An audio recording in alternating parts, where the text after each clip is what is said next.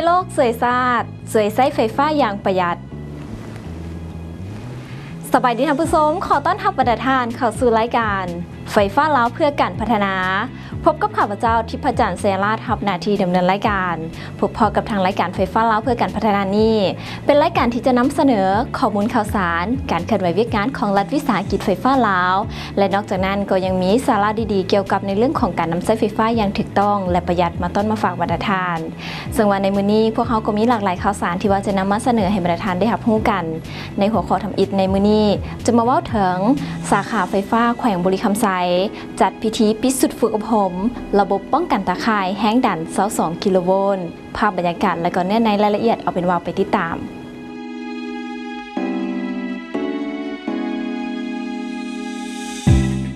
ในวันที่22กรกฎาคม2016ที่ผ่านมาอยู่ที่รัฐวิสาหกิจไฟฟ้าลาวสาขาแขวงบุรีคำไซได้มีพิธีปิดสุดฝึกอบรมในหัวข้อระบบป้องกันตาข่ายแห้งดัน22กิโลโวลต์ให้พนักงานไฟฟ้าลาวสาขาที่ขึ้นกับฝ่ายปฏิบัติการไฟฟ้าภาคใต้โดยการเป็นประธานของทานศักดาวันสายนอราชหัวหน้ารัฐวิสาหกิจไฟฟ้าลาวสาขาแขวงบุรีคำไซท่านอาจารย์สุวิไลไร้บัวบานห้องภาควิชาสายทรงสถานีศูนย์ฝึกรัฐวิสาหกิจไฟฟ้าลาวมีพนักงานเข้าร่วมฝึกอบรมในครั้งนี้จำนวน26คนประกอบมี6สาขาคือรัฐวิสาหกิจไฟฟ้าลาวสาขาแขวงบุรีคำไซสาขาแขวงคำมวนสาขาแขวงสวรรณเขตสาขาแขวงจำปาสักสาขาแขวงสารวันและสาขาแขวงอัตตปือในการฝึกอบรมนักสมณกรแม่นได้เรียนรู้ภาคทฤษฎีและการปฏิบัติตัวจริงพร้อมทางแลกเปลี่ยนบรรดาบทเรียนเกี่ยวกับการปฏิบัติเวียกงานตัวจริงของแต่ละสาขาซึ่งการฝึกอบรมแม่นได้ดำเนินเป็นเวลา11วันซึ่งได้เริ่มแต่วันที่11กรกฎาคม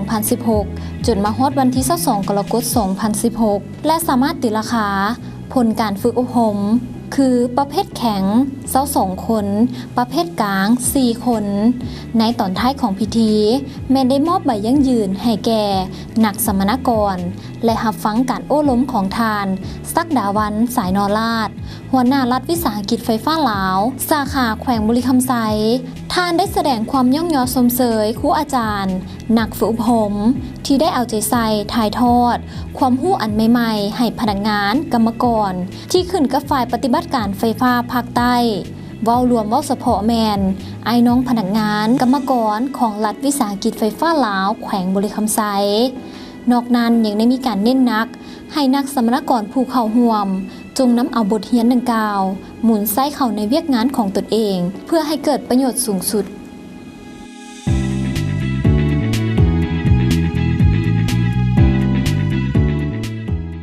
และนี่ก็ถือว่าเป็นอีกหนึ่งเนื้อในรายละเอียดพร้อมด้วยภาพบรรยากาศที่ว่าทางรายการกุปเฮานำมาต้อนมาฝากบรรดาทานในเบื้องต้นของทางรายการมาต่อกันที่ข่าวที่2สำหรับวันนี้จะมาเว้าถึงพิธีมอบรับหน้าที่ตำแหน่งใหม่หัวหน้าศูนย์บริการไฟฟ้าเมืองซบเบาแขวงหัวพันในวันที่18กรกฎาคม2016ที่ผ่านมา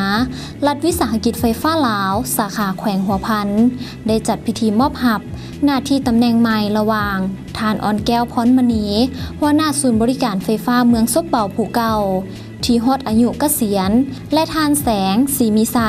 ห้องหัวหน้าศูนย์ขึ้นว่าการหัวหน้าศูนย์บริการไฟฟ้าเมืองซบเบาผู้ใหม่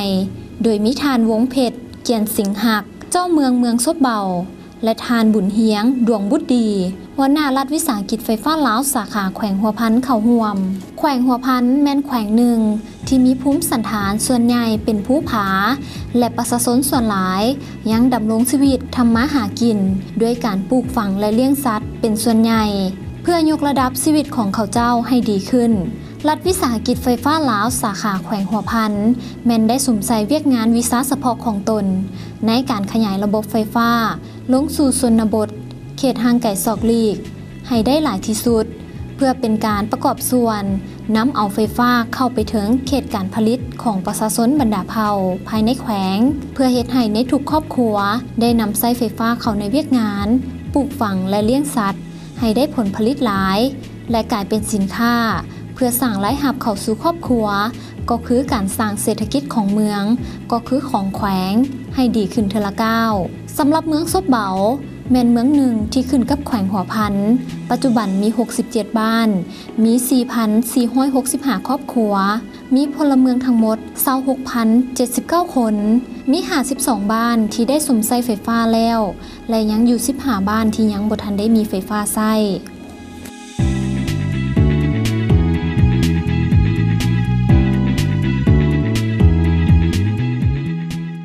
และผ่านกันไปสำหรับเนื้อในรายละเอียดพร้อมด้วยภาพบรรยากาศที่วัดทางทีมงานรายการของพวกเรานี้นำมาต้อนมาฟังบรรณาทานมาต่อกันที่ข่าวที่3สำหรับมื้อนี้จะมาเว้าถึงกองประชุมสรุปผลงาน6เดือนต้นปีและผ่านแผนการ6เดือนท้ายปี 2016 ของระบบส่งไฟฟ้าภาคกลาง2ให้บรรณาทานได้ติดตามในวันที่22กรกฎาคม 2016 ที่ผ่านมารัฐวิสาหกิจไฟฟ้าลาวสาขาแขวงขมวนได้มีกองประชุมระบบส่งไฟฟ้าภาคกลาง2ประจำ6เดือนต้นปี 2016 ขึ้นโดยการเป็นประธานของทานดวงศรีภารยกห้องผู้อำนวยการใหญ่รัฐวิสาหกิจไฟฟ้าลาวทานบุญอ้อมพิลาวันหัวหน้าฝ่ายคุ้มครองสายส่งสถานีมีคณะสาขาไฟฟ้าแขวงขมวนและแขวงบริคำไซพร้อมพนักงานวิชาการห้องการคุ้มครองระบบส่งไฟฟ้าภาคกลาง2เข้าร่วมในกองประชุมทานพ้นสวรรค์ไสยวงศ์หัวหน้าห้องการคุ้มครองระบบสายส่งไฟฟ้าภาคกลาง2ได้ขึ้นรายงานย่อเวียกงาน6เดือนต้นปี 2016 เกี่ยวกับการบริการพลังงานการคุ้มครองสายส่งสถานีเซ็นซื้อพลังงานทั้งหมด 823.387 ล้านกิโลวัตต์โมงเป็นเงิน351ตื้อกว่ากีบในนี้ซื้อพลังงานภายในประเทศ609.655 ล้านกิโลวัตต์โมงเป็นเงิน267ตื้อกว่ากีบได้จำหน่ายพลังงานทั้งหมด795.519 ล้านกิโลวัตต์โมงเป็นเงิน426ตื้อกว่ากีบเทียบใส่ระยะเดียวกันของ6เดือนต้นปี 2015 เพิ่มขึ้น 170.96 ล้านกิโลวัตต์โมงเท่ากับ21.49 ส่วนห้อยด้านบริมาตรเวียกงานการคุ้มครองสายส่ง115กิโลโวลต์รวมทั้งหมด 1,535,139 กิโลเมตรมีอยู่เขตแขวงบริคำไซ629.550 กิโลเมตร1วงจรเขตแขวงคำมวน853.309 กิโลเมตร1วงจรและเขตแขวงสวรรณเขต52.280 กิโลเมตร1วงจรเวียกงานคุ้มครองสถานีปัจจุบันมีสถานีไฟฟ้าที่ขึ้นกับ15สถานีในนั้นอยู่แขวงบริคำไซ5สถานีแขวงขมวน4สถานีแขวงสวรรณเขต6สถานีพลังงานตกเหี่ยทั้งหมด 27.86 ล้านกิโลวัตต์โมงเท่ากับ 3.38 ส่วนห้อยเวียกงานการเงินสามารถปฏิบัติรายหับทั้งหมด429ตื้อกว่ากีบและจ่ายทั้งหมด372ตื้อกว่ากีบได้มอบพันธงบประมาณ6เดือนจำนวน13ตื้อกว่ากีบโอกาสนี้ท่านดวงศรีภารยกห้องผู้อำนวยการใหญ่รัฐวิสาหกิจไฟฟ้าลาวได้ให้ทิศชี้น้ำต่อกองประชุมท่านได้สมเสยต่อผลงานต่างๆที่ห้องการคุ้มครองระบบสายส่งไฟฟ้าภาคกลาง2ญาติมาได้และพร้อมกับเอาใจใส่อย่างตั้งหน้าต่อเวียกงานเพื่อรับประกันต่อเวียกงานในการบริการสนองพลังงานไฟฟ้ารับใช้การพัฒนาเศรษฐกิจสังคม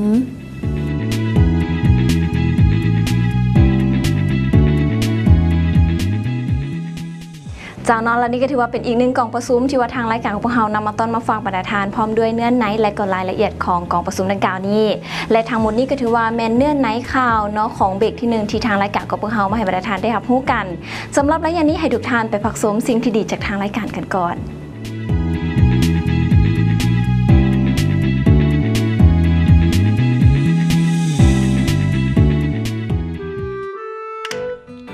ในเงินมันคือมาฮ้อนแท้มื้อนี่เหงื่อออกจนหมดคิงเลยนี่เบิ่งสิเปิดพัดลมก่อนติดเอ้าเป็นหยังระบาดนี้คือบ่ปินโอ้ยสายมันรูดเอ้าบ่ยากสิแปลงเบิ่งจ้ามันบ่คุ้มกับผลเสียที่จะตามมาควรนำใช้อุปกรณ์ไฟฟ้าที่ได้มาตรฐานเพื่อความปลอดภัยของตัวของท่านเองแบบนี้ก็ยินดีคือกันคักสุดด้วยความปรารถนาดีจากรัฐวิสาหกิจไฟฟ้าลาว สายน้ำสร้างพลังงานธรรมชาติที่มีท่าแห่งในการผลิตไฟฟ้าของประเทศลาวต้องมีการวางแผนพัฒนาจัดสรรอย่างเป็นระบบครบสุดเพื่อให้เกิดประโยชน์สูงสุดด้วยความหอมแห้งหอมใจของหลายภาคส่วนเหตุเวียกด้วยความมุ่งมั่นเพื่อการผลิตไฟฟ้าตอบสนองกับความต้องการการนำใช้ภายในและต่างประเทศของหลายภาคส่วนสร้างสติปัญญาของคนรุ่นใหม่รับใช้ในอนาคตบ่ว่าจะเป็นด้านกสิกรรมชลประทาน อุตสาหกรรม การท่องเที่ยว การคมนาคมขนส่ง และก้าวหน้าสู่ความทันสมัย ไฟฟ้าลาวบ่เคยหยุดพัฒนาเพื่อความสุขของคนลาว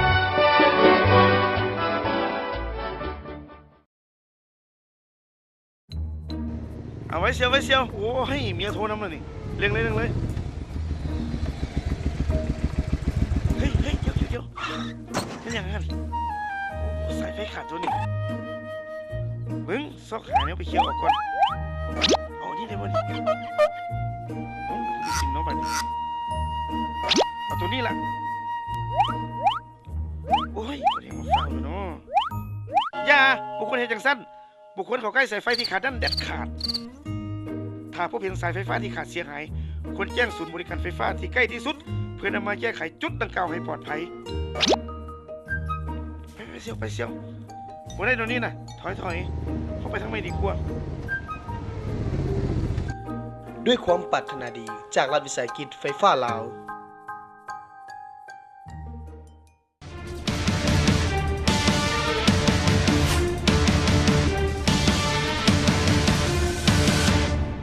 และกับคำว่าสุดระยะที่ 2 ของทางรายการของพวกเขาถือว่าเป็นระยะสกู๊ปข่าวซึ่งว่าระยะสกู๊ปข่าวนี้พวกเขาก็จะมาเล่าถึง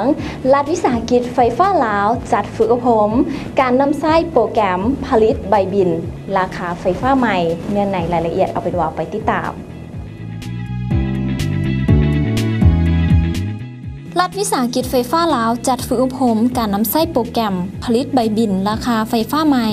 เพื่อปฏิบัติตามแจ้งการของกระทรวงพลังงานและบแฮฉบับเลขที่1182พบลงวันที่7กรกฎาคม2016ว่าด้วยการปรับปรุงหัวหน่วยราคาไฟฟ้าประเภทที่อยู่อาศัยมาในระหว่างวันที่22 23 กรกฎาคม 2016 ที่ผ่านมาอยู่ที่สถาบันฝึกอบรมไฟฟ้าลาวได้จัดฝึกอบรม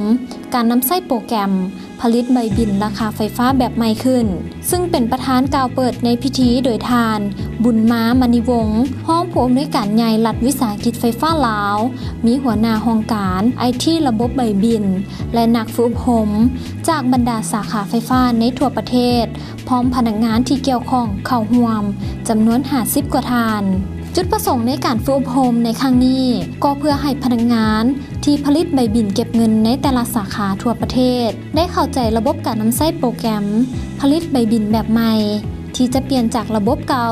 ที่คิดรายราคาไฟฟ้าเป็นเพียง3ขั้นตอนมาเป็นระบบคิดรายราคาไฟฟ้าแบบใหม่ที่มี6ขั้นตอนคือแห้งดันขั้นต่ำประเภทที่อยู่อาศัยในระหว่าง0 หา 25 กิโลวัตต์โมงแม่นราคา348 กีบ26 หา 150 กิโลวัตต์โมงแม่นราคา414 กีบ151 หา 300 กิโลวัตต์โมงแม่นราคา799 กีบ301 หา 400 กิโลวัตต์โมงแม่นราคา880 กีบ401 หา 500 กิโลวัตต์โมงแม่นราคา965 กีบ500 กิโลวัตต์โมงขึ้นไปแม่นราคา999 กีบหลังจากฝึกอบรมสำเร็จแล้วนักฝึกอบรมทุกๆท่านก็จะได้นำการนำใช้โปรแกรมดังกล่าวกลับไปจัดตั้งปฏิบัติในสาขาของตนเองเพื่อออกใบบินเก็บเงินค่ากระแสไฟฟ้าให้พ่อแม่ประชาชนผู้สมใช้ไฟฟ้าในต้นเดือนสิงหาที่จะมาถึงนี้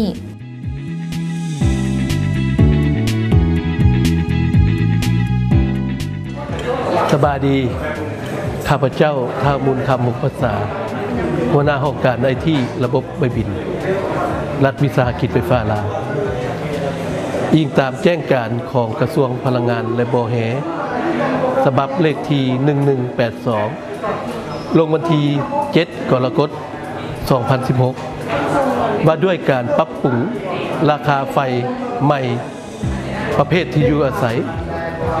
จาก3ขั้นมาเป็น6ขั้นรัฐวิสาหกิจไฟฟ้าลาว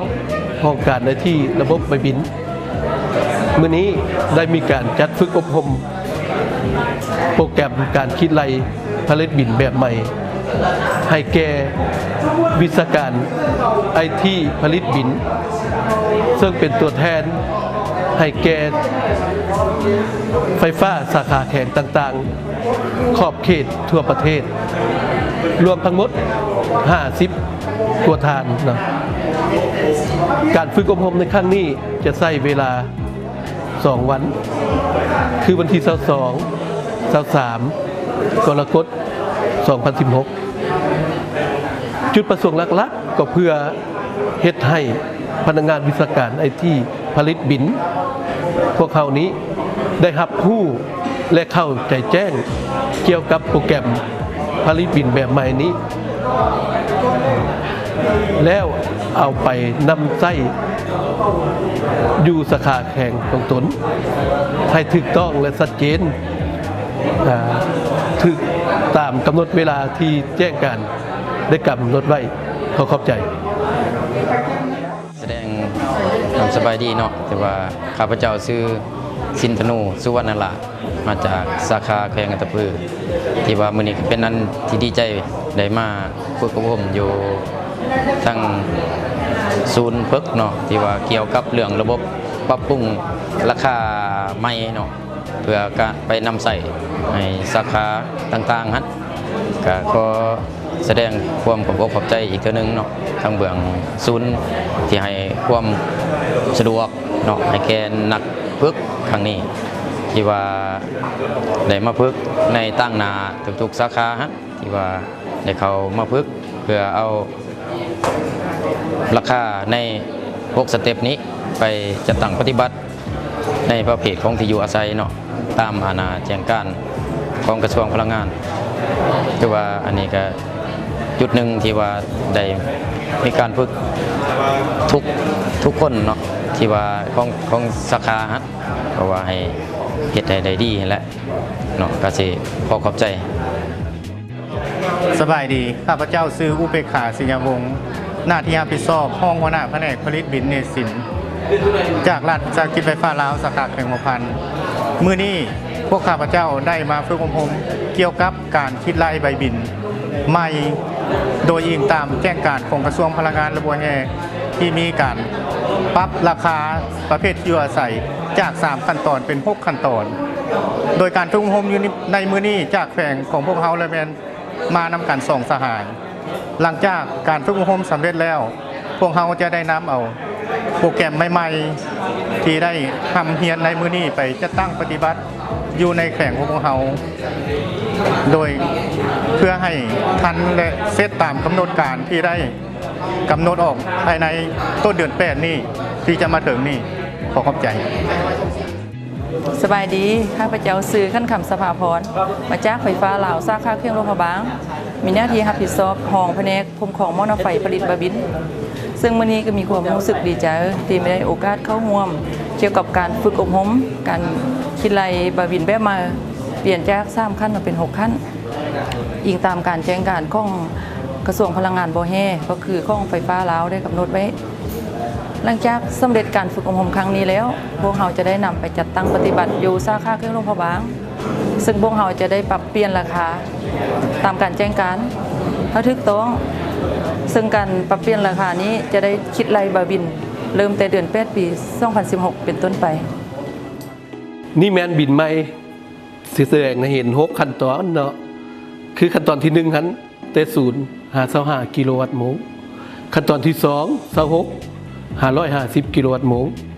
ขั้นตอนที่3 151 300 กิโลวัตต์โมงขั้นตอนที่4 301 400 กิโลวัตต์โมงขั้นตอนที่5 401 500 กิโลวัตต์โมงและขั้นตอนที่6หลายกว่า500 กิโลวัตต์โมงขึ้นไปเนาะจะได้คิดไล่เป็น6 ขั้นตอนนี้เนาะ เนาะซึ่งจะเห็นได้เนาะแต่ว่า6ขั้นตอนนี้บ่หมายก็ว่าจะไล่หมดทุกบินเนาะแม่นอิงใส่พลังงานการสมไส้ของลูกค้าเองเนาะตัวอย่างบินที่1นี้เนาะลูกค้าผู้นี้เราใส่เพียงแต่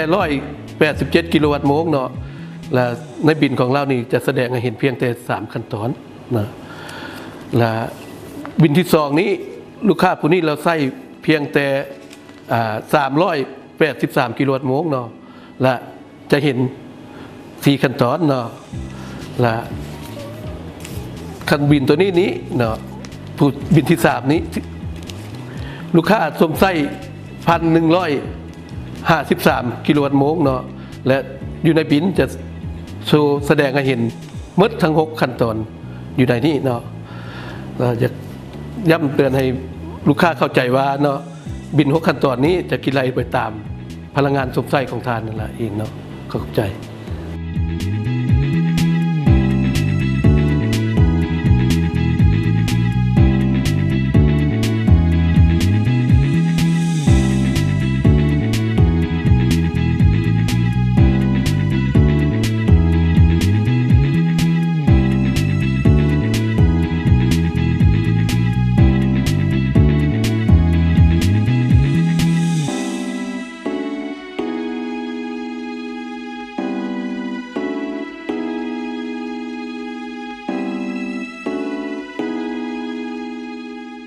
และนี่ก็ถือว่าแมนสกุ๊ปข่าวดีๆที่ว่าทางรายการของเรานี่นำมาให้บรรดาทานได้รับรู้กันสำหรับระยะนี้ไปพักชมสิ่งที่ดีจากทางรายการกันก่อน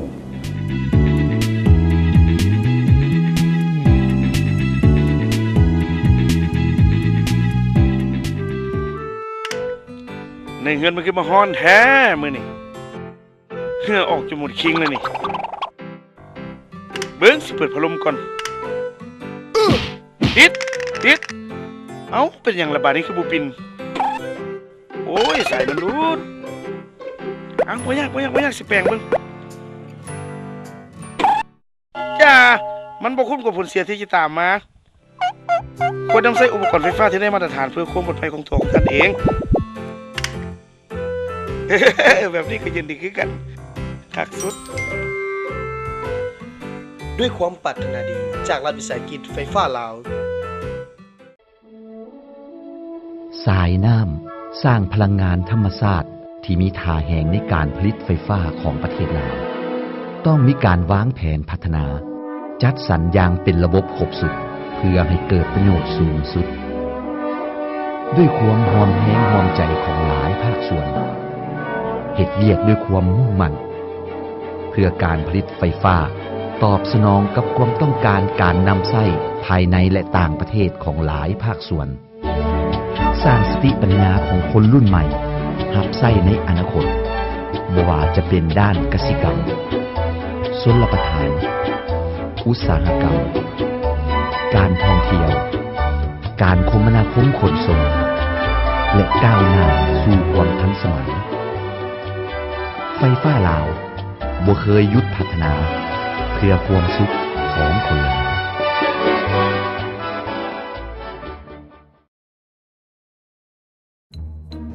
เอาไว้เชียวโอ้ให้เมียโทรนำเลยนี่เร่งเลยเฮ้ยเดี๋ยวเป็นอย่างนั้นโอ้สายไฟขาดตัวนี้เบิ้งซอกหาเนี่ยไปเคี่ยวออกก่อนเอานี่ได้บ่นี่โอ้ดูสิน้องบัดนี้เอาตัวนี้ล่ะโอ้ยบ่ได้มาฟังเลยเนาะอย่าบุคคลเห็นจังซั่นบุคคลเข้าใกล้สายไฟที่ขาดนั่นเด็ดขาดถ้าพบเห็นสายไฟฟ้าที่ขาดเสียหายควรแจ้งศูนย์บริการไฟฟ้าที่ใกล้ที่สุดเพื่อนำมาแก้ไขจุดดังกล่าวให้ปลอดภัยไปเสียววันได้ตรงนี้นะถอยเข้าไปทางไม่ดีกว่า ด้วยความปรารถนาดีจากรัฐวิสาหกิจไฟฟ้าลาว